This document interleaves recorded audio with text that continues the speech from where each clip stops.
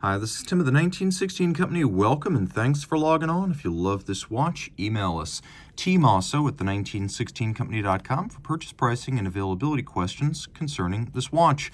We talk a lot about transitional references in the world of watches, and what that usually means is a timepiece that bears some elements of previous watches while also featuring traits of those that came after, a little bit of a shadow of the future, a watch with a foot in each era. Now this is interesting because it represented not just a transition in the design of the Omega Seamaster Diver 300 m, but from one 007 to another. That's right, this is the 2006 Omega Seamaster Diver 300 m James Bond Casino Royale edition of, admittedly, a generous 10,007 pieces.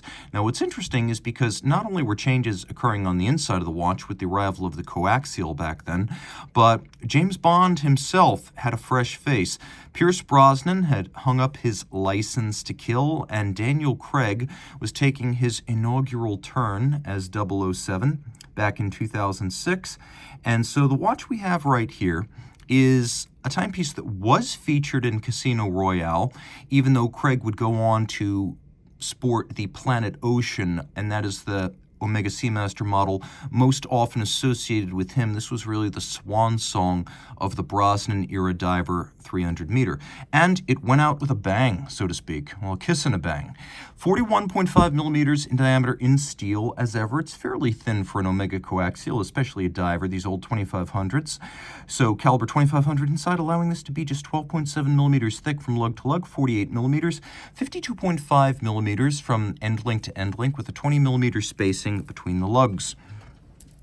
Both Brosnan and Craig larger than yours truly, but I do actually own the 253180 version of this watch, so I can vouch for its fit. My wrist is 16 centimeters in circumference. You can see right here. This watch would wear well on a wrist as small as 15 centimeters circumference if it's on the bracelet, 14 if you put it on a more flexible strap, and that's just down to the extra width afforded by the end links. It's not super thick. You can see it will fit underneath the cuff, and it has a nice solid feel to it. The bracelet of this watch was a revelation when it first bowed on the first Diver 300 m in 1993, and really the solidity of it, solid center links, solid end links, robust construction. It's considered to be one of several factors that persuaded Rolex to go to fully solid link, thick gauge clasp, thick gauge swing arm designs in the 2000s, when everything became a lot more robust in the Rolex Oyster bracelet and clasp collection. This is the model family of bracelets and clasps that was considered to have provided a friendly nudge, and it still feels impressive. Really, the only element that dates it a little bit, you can see these early elements, the rolled flank, where instead of being very squared off, there's a little bit of a tumble home or slope to the links on the edge. That was thought to give it, along with the polished intermediates, a little bit of a dressy vibe. It wasn't a pure no-holds-barred sports watch bracelet. And then you could see that the removable links, typical of watches of the period, featuring pins and sleeves. So if you want to size this at home, you'll need a block and a punch, but they do stay fixed. They do stay in place better than screws, and unlike screws, they don't strip out, so it's a very reliable system. You can see we have partial links in here in case you're in between sizes, and then a robust thick gauge steel fold-out dive extension for using over a dive suit, wet or dry, or even just a thick winter sweater or coat, as I used mine when I was in college in New Hampshire. Now you can see here we have a custom clasp, twin trigger release. The engraving is still very deep and distinct. We have a thick gauge single swing arm here. And then you can see that as we roll back to the case itself, the definition between polish and satin, the partition remains sharp, so while professionally polished, it has been responsibly and minimally polished. Now the lyre-style lugs, both inward and outward bevels, always a distinctive feature of Seamasters and Speedmasters since the early 60s. We've got the helium gas escape valve. You open it up before a dive or before an ascent, and if you are a saturation diver, you're down for hours, days, even weeks. That one big ascent and decompression, of course, helium inside your watch needs to be released. So you unscrew this valve, and when internal pressure exceeds external by a 2 to 3 bar, the internal valve will release the gas, avoiding damage to the watch. The bezel, 120 click, and a pretty sharp 120 click action. The action is distinctly more mechanical than a mid-2000s Submariner or Sea Dweller would have been. Of course, we have the anodized aluminum bezel. Interestingly, anodized inserts are making a comeback in 2024 because they give you a different luminous metallic tinge that's difficult to recreate with ceramic, and so a lot of watches that want more of a vintage vibe are going back to this. Now, you can see that the bezel is still in excellent shape, but the insert is right there. We're well into the Luminova era of Omega watches here, so the entire dial, including the seconds hand, is loomed. You can see the bezel pearl is loomed, so you can read it as a timing reference against the minute hand. Of course, 007 logos all over this watch. You can see on the counterweight of the seconds hand. You'll see it on the back of the case. You will see it on the clasp itself.